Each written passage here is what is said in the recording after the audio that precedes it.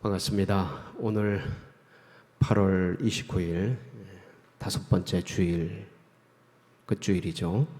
그리고 이제 여름을 마무리 짓는 주일입니다. 일기가 고르지 못함에도 불구하고 이렇게 주님 존전에 오르셔서 예배드리는 우리 성도님들, 또 온라인으로 함께하고 있는 우리 성도님들, 은혜의 보좌 앞에 모이신 여러분들 가운데 하늘의 은혜와 이 땅에 기름진 은택이 충만하시기를 축복합니다. 참 과학이 많이 발전하고 기술이 많이 진보를 했습니다. 놀라우리만큼. 그런데 예기치 않은 폐해들이 발생을 했습니다. 어떤 거냐 하면 기술적으로 과학적으로 만들어내지 못할 것이 없다 보니까 위조 인공이죠. 인조 제품 이런 것들이 진짜 자연적이고 진품보다 더 어떤 면에서는 더 좋아 보이는, 그러니까 진짜와 가짜를 구별하기 힘들 정도로 그런 것들이 뛰어나지는 희한한 폐해가 생겨버렸습니다. 이게 모조품인지 진품인지 전문가가 아니면 잘 모를 정도로 이게 짝퉁인지 진짜인지 그런 혼란스러운 세대가 되어버렸습니다. 가짜 식용유, 짝퉁 결혼 사건 알죠? 화학적으로 만들었는데 프라이드 돼요.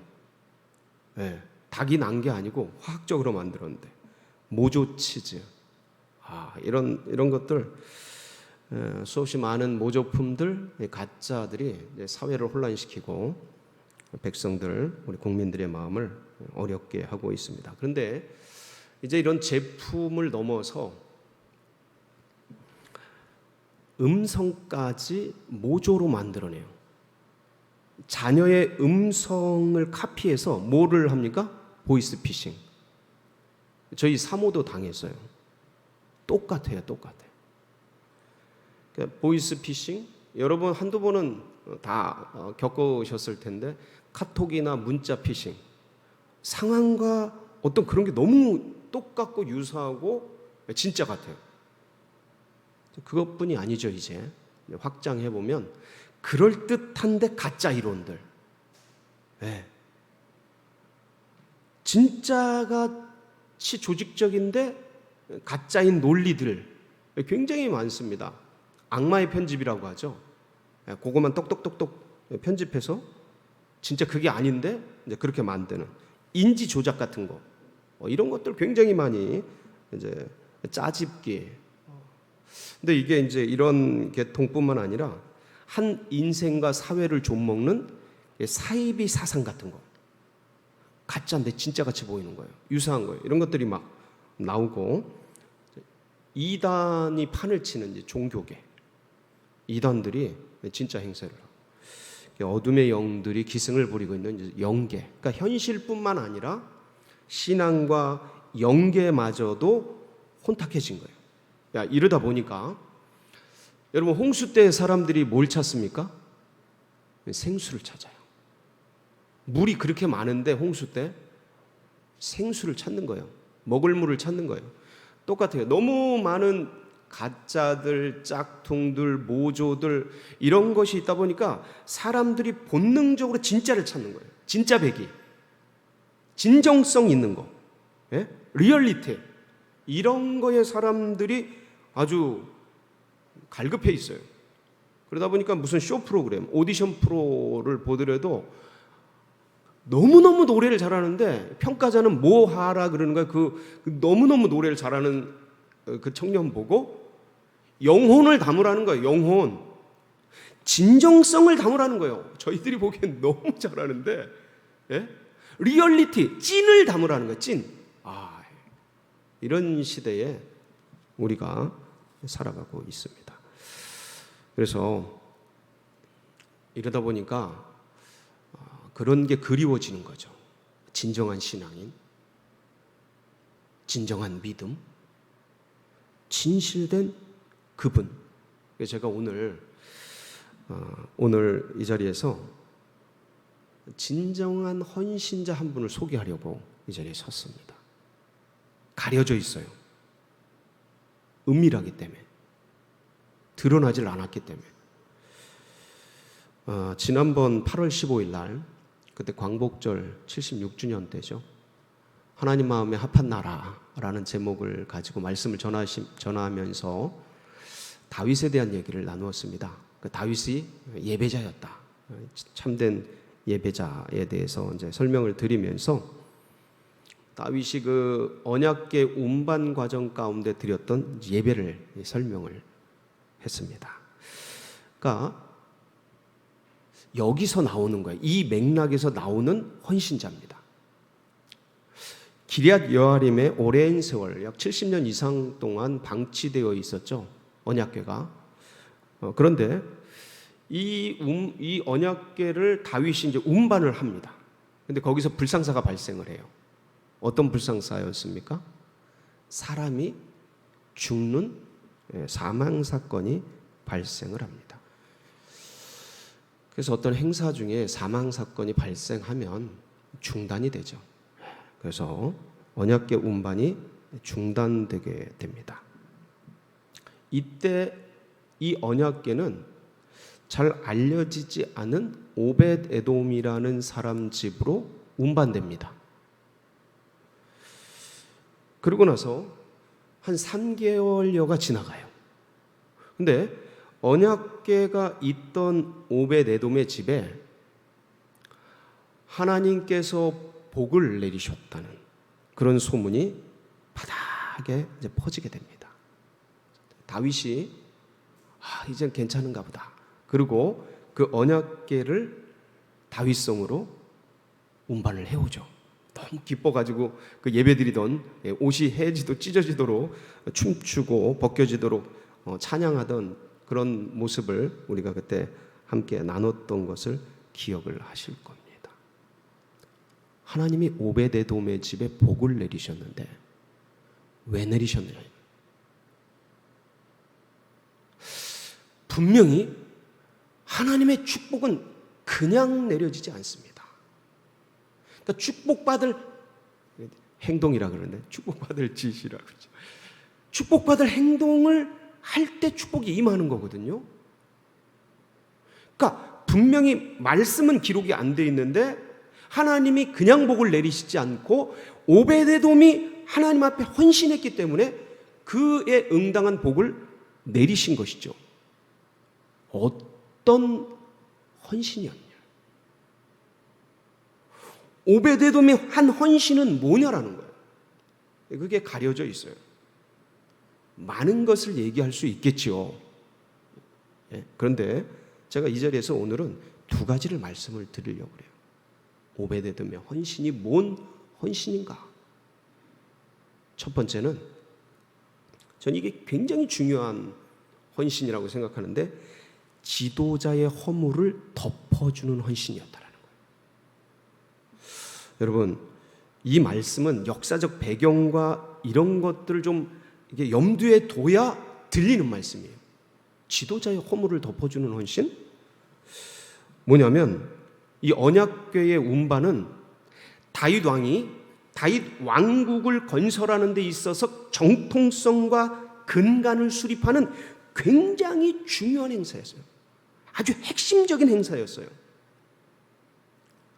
다윗은 남유다의 왕이었습니다. 근데 북쪽은 여전히 사울 왕가였어요. 다윗이 왕이 되고도 약 7년간의 남북 전쟁을 합니다. 사울 왕가와 남쪽의 다윗 왕가가 치열한 통일 전쟁을 해요. 7년여간. 그래서 아브넬이 죽고 이스보셋이 죽고 결국은 다윗이 통일 왕국을 이루게 되죠. 그러고 나서 블레셋 군대를 쳐부시고 진짜 독립국가를 확립하게 됩니다. 사울 왕 때 어느 정도 독립을 얻었지만 미약했어요. 이 다윗 왕 때 비로소 독립국가 확립이 돼요. 그러고 나서 다윗은 천도를 합니다. 그러니까 원래 헤브론의 남유다 왕국의 수도였는데 헤브론이 이제 중간지대인 예루살렘으로 수도를 이전합니다. 여부스족이 차지하고 있었던 예루살렘을 이제 점령을 해서 수도를 천도를 해요.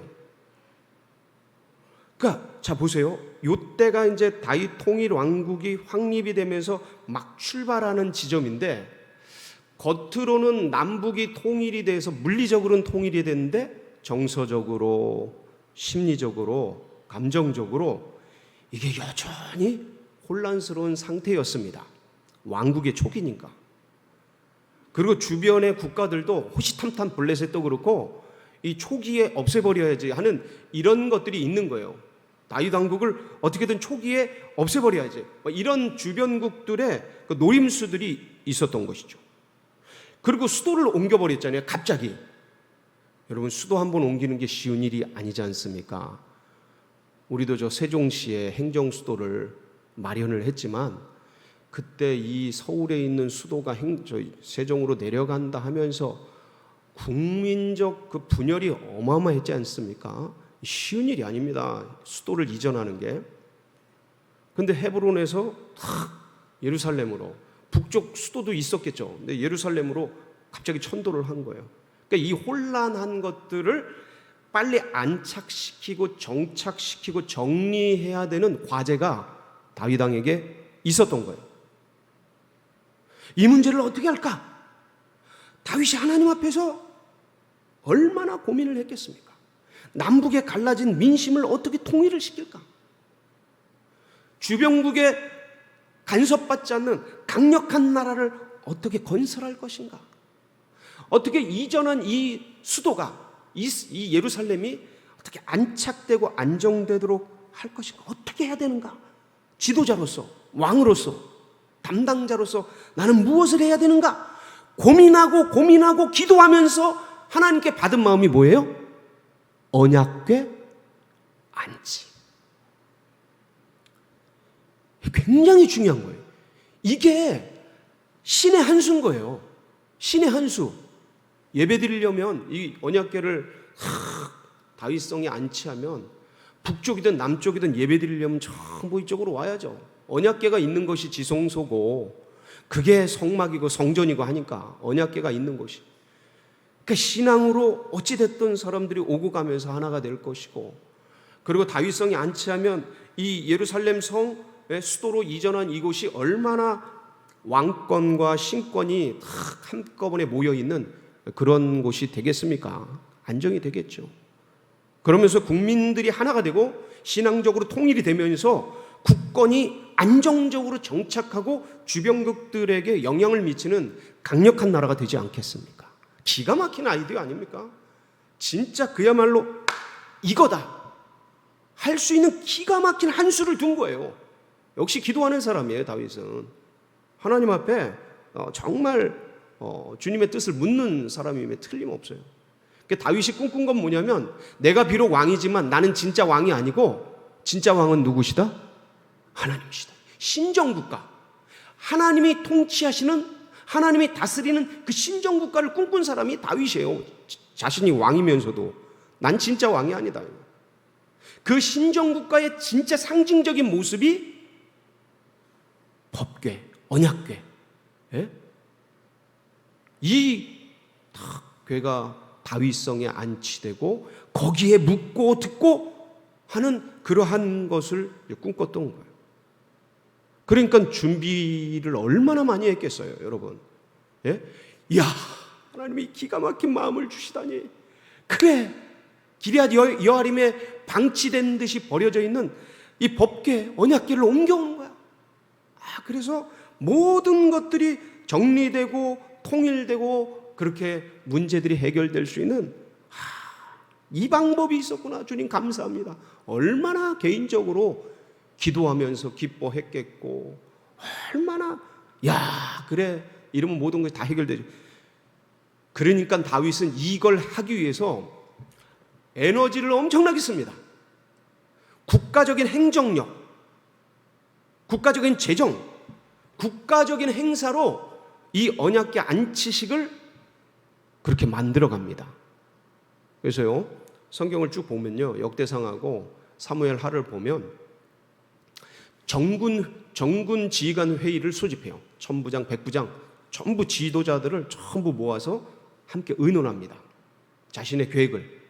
그리고 제사장, 레위족, 그 다음에 백성의 대표, 장로들 전부 모집해요. 국민들도 국민 연석회의를 주관한 거죠. 같이 의논하고 같이 나누고 어떻게 할 것인가 의논을 합니다. 여러분, 이 국민 연석회의 같은 거 하나 하려면 이게 보통 재정이 들어가는 게 아니지 않습니까? 행정력이 엄청나게 동원되는 그런 일인 것입니다.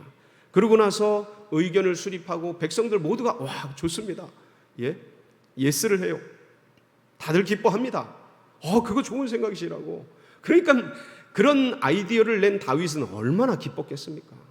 백성들이 다 좋아하지, 정군 지휘관들이 전부 찬성해 주지, 얼마나 뿌듯했을까요? 그런데 이 기럇 여아림이라는 장소가 이 블레셋과 이스라엘의 그 주변 경계지에 있는 곳이었어요. 그러다 보니까 유다 땅이긴 한데 경계지예요. 그러니까 위험성이 있어서 정예 군사 3만 명을 동원합니다. 이걸 옮겨오기 위해서, 운반하기 위해서 군사 3만 명. 여러분, 군사 3만 명 동원을 하는 걸 생각해 보세요. 300명도 많은데, 지금 이 아프가니스탄 사태에 뭐 몇백 명의 군사가 가는 것도 굉장한 일 아닙니까? 근데 3만 명이 동원이 돼서 법궤를 수호하고 옮겨오기 위해서 준비를 합니다. 그리고 찬양대, 예배자들, 악기대, 수많은 행정요원들 전부 세팅을 해서 이제 옮겨올 그 시도를 쭉 해가는 거예요. 근데 이게 웬일입니까? 잘 되고 은혜롭게 운반되어지는 것 같은데 앞불싸. 여기서 다윗이 굉장히 사소한 것 같은데 중대한 실수를 범하게 됩니다. 여러분도 잘 아시죠? 어떤 실수였는지? 법궤는 어떻게 옮겨야 돼요? 레위족이 옮겨야 됩니다. 레위족 중에서도요, 고핫 자손이 맡은 책임이에요. 그러니까 레위족이 족보가 있어요. 무라리 자손, 레위 자손, 고핫 자손 이렇게 있는데 이 고핫 자손이 어깨에 매야 돼요. 그렇게 옮겨야 됩니다. 근데 이 많은 분들이 다 모여서 의논하고 천부장, 백부장, 이때 당시엔 최고의 엘리트들 아닙니까? 군사정부 시대랑 같은 때니까 군인들 시대 아닙니까? 최고의 엘리트들인데 어떻게 유대 신앙과 최고의 엘리트들로 이렇게 모여진 이 사람들 속에서 이런 문제 하나 체크가 안 되는지 몰라요. 필터링이 안 된 거예요, 이게. 그러니까 왕이 되어지는 일들 속에서 그냥 다윗도 그 큰 행사 속에서 아마 여념이 없었던 듯해요. 그냥 새수레로 우사와 아효가 끌고 나오는데 그냥 진행이 돼버린 거예요. 운반이 그냥 진행이 되는데 아무도 체크하지 않은 거예요. 이걸 못한 거예요. 아주 사소한 듯 보이는데 결국 이게 일을 그르치게 되죠. 우사와 아효는 제사장이 아닙니다. 레위족이 아니에요.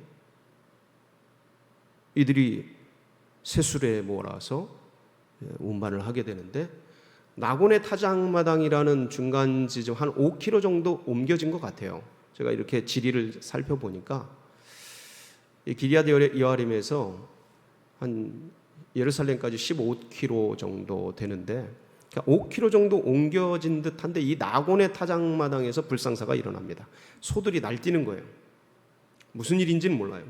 소들이 막 움직이는데 움직이다 보니까 위에 실은 궤가 흔들리다가 떨어질라 그러지 않겠습니까? 그거를 우사가 그 위험성을 보고 확 그걸 막으려고 손을 댑니다. 이게 근데 우사가 죽죠. 여기가 이해가 안 되는 분들이 많을 겁니다. 왜 선한 동기를 가지고 그걸 잡으려고 한 것 같은데 죽는 그런 일이 발생하는가? 여러분, 신앙은 감정으로 하면 안 돼요. 상황으로 하면 안 돼요. 말씀이 법이거든요. 고핫 자손, 레위 자손도 법궤를 손대면 안 됩니다. 그럼 죽어요. 정확하게 기록이 되어 있습니다. 성물에 손을 대는 자는 죽는다고. 누구만 손을 대냐면 아론 자손만 됩니다. 증거궤, 이 성소, 지성소 안에 있는 물건들은 아론 자손이 덮어야 되고 이렇게 해야 됩니다.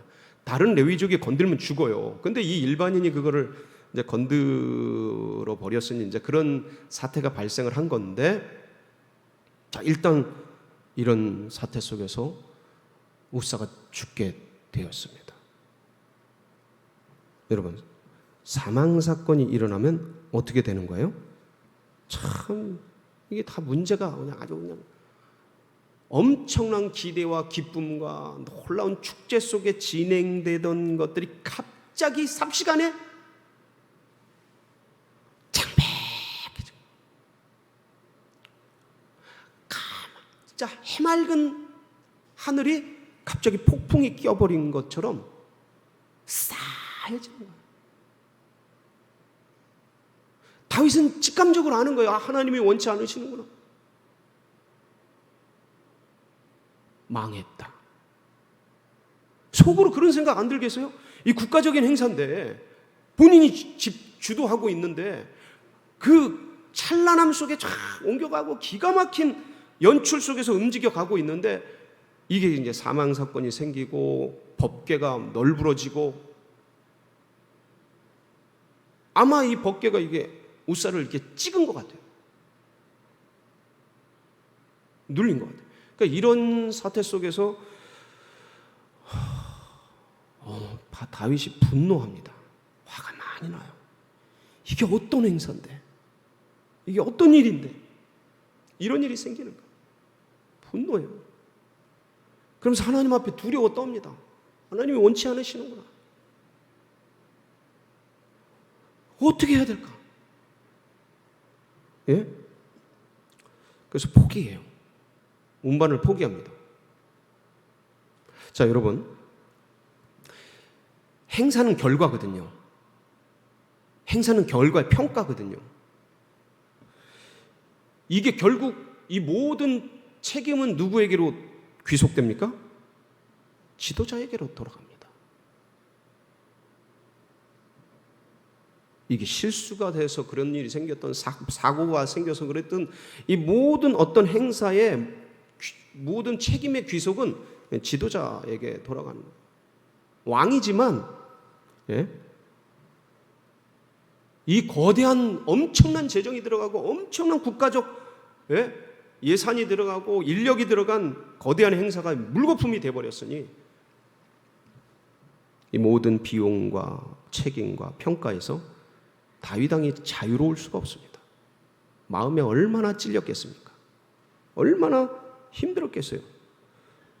얼마나 고통스럽겠어요? 이때 얼마나 많은 사람들이 시므이처럼 압살롬 반란 속에서 다윗이 신발도 못 신고 버선발로 도망가잖아요. 피난 가잖아요. 그때 시므이가 막 욕합니다. 손에 피를 많이 묻힌 너 다윗, 네 꼴이 네가 피를 많이 묻혔기 때문에 네가 이런 대가를 받는 거다. 그러면서 많은 사람들이 그때 욕했는데 시므이가 그렇게 욕을 합니다. 아마 이때 이 사건 속에서 어떤 사람들은 다윗에게 손가락질을 많이 했을지도 모릅니다. 아니, 준비를 어떻게 했길래 행사를 하면서 이런 일이 생기는가? 아니, 무슨 이런 사소한 실수, 문제를 예방하지 못하고 어떻게 이럴 수가 있어? 아니, 돈은 다 쓰고 지금 뭐 하는 짓인가? 손가락질하고 비난하고 욕하고 그러기는 쉬워요, 여러분. 그런 사람도 왜 없겠습니까? 예? 왜 없겠어요? 그런데 오베데돔은요, 그때 그 말도 많고 탈도 많은 그 사태 속에서 언약궤를 자신의 집으로 메어갑니다. 그래서요, 이게 참 다윗이 다시 재기할 수 있도록 언약궤를 옮겨가서 자신의 집으로 옮겨가서 다윗으로 하여금 그 언약궤를 다시 옮겨갈 수 있는 기회를 만들어 준 거예요. 누가? 오베데돔이. 예? 아무 말 안 하고 그걸 덮어버린 거예요. 누가? 오베데돔이. 그러니까 이 망가져 버릴 수 있었던 이 국가적인 행사가 기가 막히게 전화위복이 돼버린 거예요. 그러면서 더 큰 축제가 된 거죠. 두 번째 옮겨갈 때 우리가 그 모습을 봤지 않습니까? 다윗이 얼마나 기뻐하는지 미친 듯이 기뻐하는 거예요, 그때. 그래서 그렇게 춤을 추고 난리를 지른 거예요. 너무 기뻐서. 그만큼 좌절과 아픔과 그 3개월 동안 얼마나 많은 고통을 마음속으로 겪었는지 몰라요, 다윗은. 그리고 손꼽아서 어떻게 해야 되는가, 다시 가져와야 되긴 하는데 어떤 명분으로 어떻게 가져와야 되는가, 얼마나 많은 고민을 했겠습니까? 지도자로서 그 애타는 마음을 가지고, 아니 다 자기 잘못이라 누구에게 변명할 수도 없고 어떻게 할 수도 없는 그 상황 속에서 있는데 오베데돔이 그걸 끌어안은 거예요. 그렇지, 자기 집으로 가져간 거예요. 그리고 잘 이렇게 모셨겠죠. 그러니까 주님이 복을 주시는 거죠. 그러니까 기뻐가지고 다윗이 그 법궤를 다시 옮길 수 있는, 재기할 수 있는, 그러니까 2배로 멋진 작품으로 행사가 되는 거예요. 오베데돔이 그 일을 한 거예요. 여러분, 비난하기는 쉬워요. 문제에 대해서 비판하기는 어렵지 않습니다. 근데 이렇게 말없이, 여기 어떤 말씀이 있습니까? 우리가 읽은 이 말씀 속에 오베데돔에 대해서 다른 게 없어요. 자기 집으로 가져갔다는 거예요. 아무 말 없이 그걸 섬긴 거예요. 지도자의 문제, 허물, 잘못이라면 잘못, 실수라면 실수, 그리고 그게 온통 책임과 먼 것으로부터 자유로울 수 없는 그 문제를 이 오베데돔이 덮어서 가져간 거예요. 참 귀한 헌신이죠. 이번에 제가 코로나19를 작게도 아니고 크게 알았지 않습니까? 어떤 분들이 막 비판할 수 있어요. 어떻게 했길래, 뭐 했길래. 원망도 할 수 있고 여러 가지 얘기를 할 수 있습니다. 근데 참 저는 너무 감사한 게 그걸 다 덮어주시더라고요. 예? 저 지금 3개월이 지나는 동안 그거에 대해서 누구도 어떤 소리를 하시지 않으셔. 다 덮어줘. 사실 욕하자면 한이 없는 겁니다. 문제 삼자면 끝이 없는 거예요.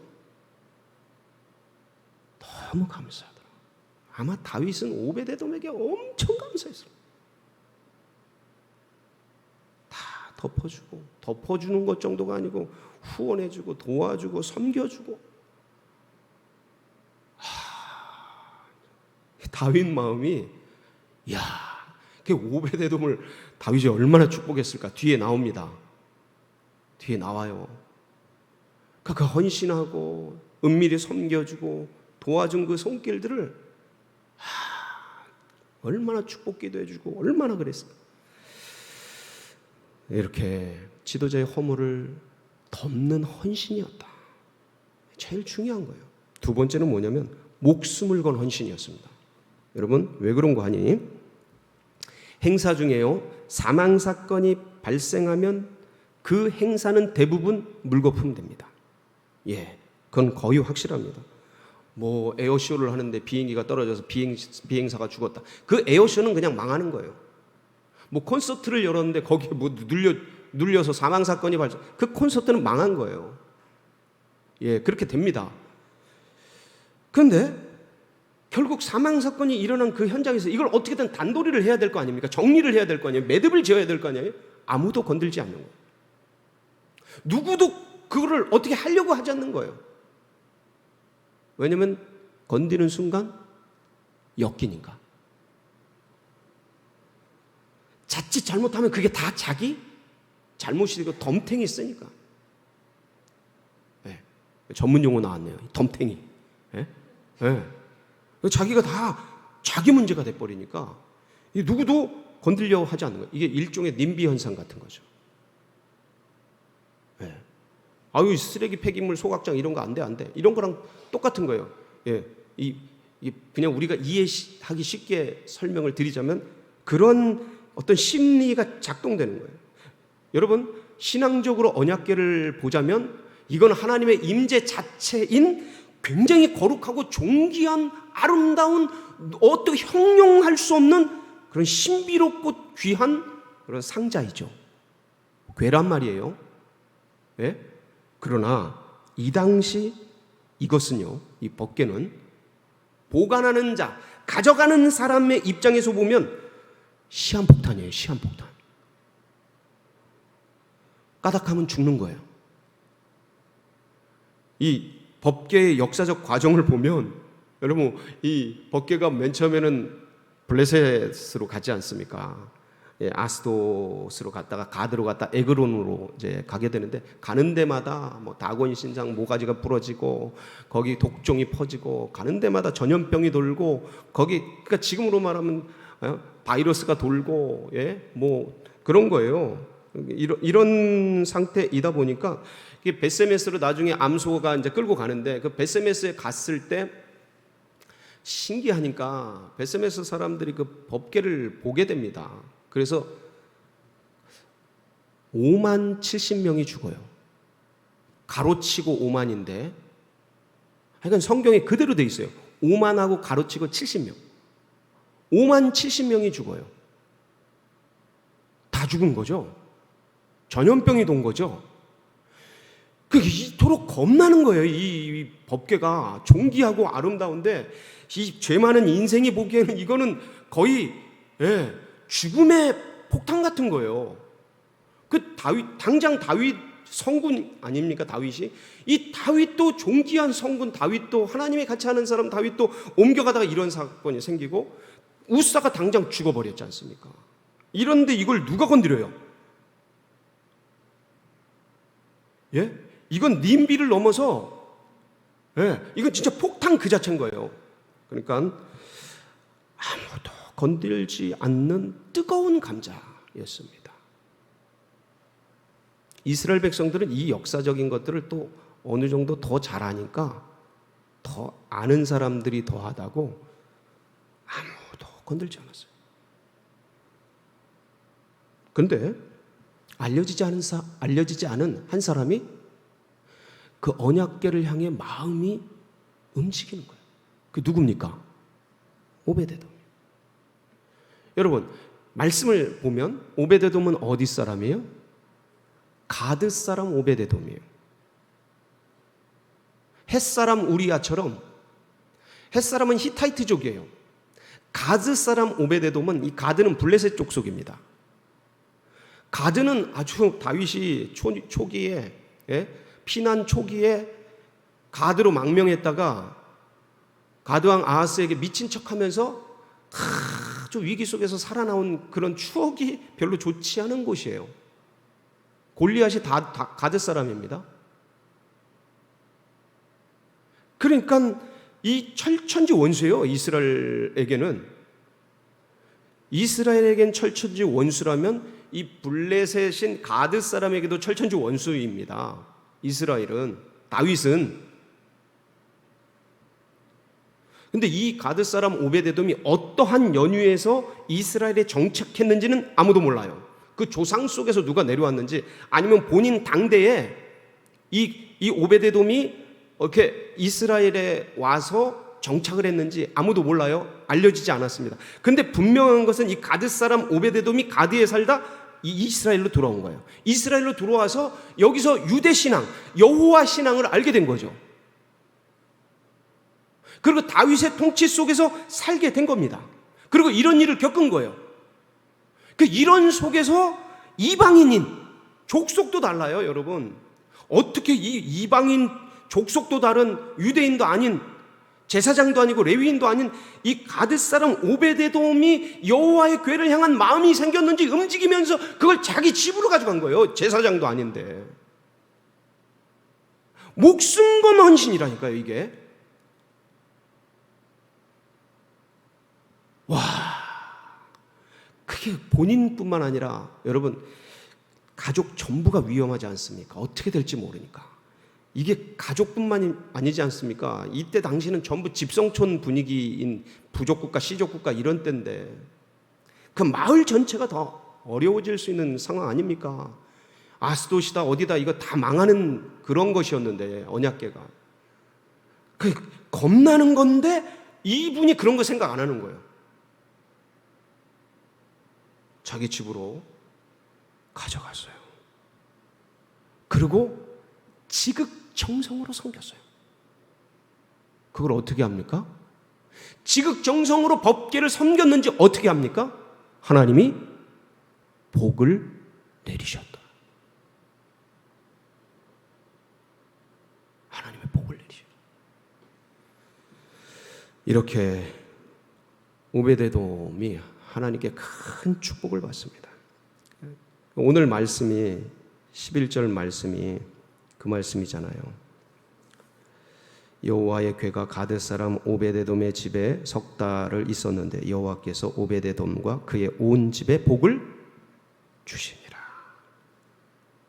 하나님이 기뻐하신 거죠. 오베데돔의 헌신을. 이런 연유가 있는, 이런 이유가 있는 헌신 속에서 은밀하게 주님을 섬긴 오베데돔을 하나님이 즐거이 받으신 거예요. 그 마음을. 기름 부어주시고 복을 내려주시고 은혜를 내려주시고 뿐만 아닙니다.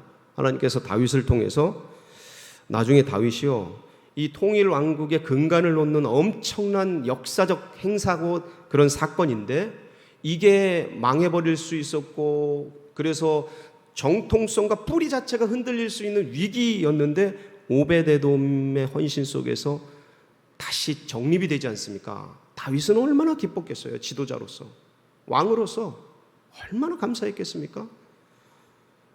하나님 마음 받아서 다윗이 오베데돔의 집에 복을 줍니다. 선물을 줘요. 어떤 선물을 줍니까? 이거는 성경을 같이 한번 봐야겠습니다. 역대상 16장 4절로 5절입니다. 같이 한번 보실까요? 시작. 또 레위 사람을 세워 여호와의 궤 앞에서 섬기며 이스라엘 하나님 여호와를 찬송하고 감사하며 찬양하게 하였으니 아삽은 우두머리요 그 다음은 스가랴와 여이엘과 스미라못과 여이엘과 마티디아와 알리앗과 분하야와 오베데돔과 여이엘이라 비파와 수금을 타서 아삽은 재금을 힘있게 치고 레위 사람을 세웠는데 거기에 누가 들어가요? 오벳에돔. 찬양대는 레위족만 씁니다. 오벳에돔이 들어간 거예요. 제가 이걸 다 찾아봤어요. 이 오벳에돔이 그 오벳에돔인가 주석을 얼마나 찾아봤는지 몰라요. 맞아요. 정확하게. 뿐만 아닙니다. 나중에 이제 법궤를 안치하고 이게 성막을 치지 않았겠습니까? 그 성막의 문지기가 누가 되는지 아세요? 오베데돔과 그의 가문이 68명이 문지기가 됩니다. 역대상 16장 38절입니다. 시작. 오베데돔과 그의 형제 68명과 여두둔의 아들 오베데돔과 호사를 문지기로 삼았고 요 앞절에 보면 이게 이제 제사장들과 함께 여호와의 성막을 섬기는 그런 일들 속에 나오는 말씀이에요. 무슨 말씀이에요? 운명이 바뀌어버린 거예요. 이방인이 철천지 원수 블레셋 족속이 하나님을 섬기는 레위족이 돼버린 하나님의 궤를 지키는 호위무사가 된 거예요.